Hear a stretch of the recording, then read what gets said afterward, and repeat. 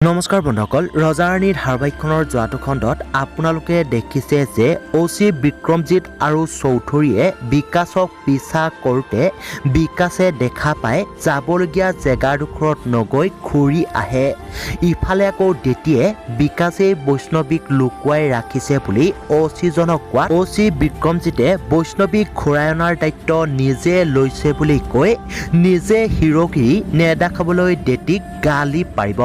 আৰু আনফালে চন্দ্ৰই ভাগ্যক্ৰমত মাছমৰীয়া এজনৰ হাতত পৰি কথমটি বাচে আৰু চন্দ্ৰই কথা ক'ব নোৱাৰাৰ ভেকচন ধৰাৰ বাবে আৰু ডিঙিত গুলি লগাৰ বাবে গাঁৱৰ ৰাইজে পুলিচক চন্দ্ৰক গতাই দিয়াৰ কথা কৈছে।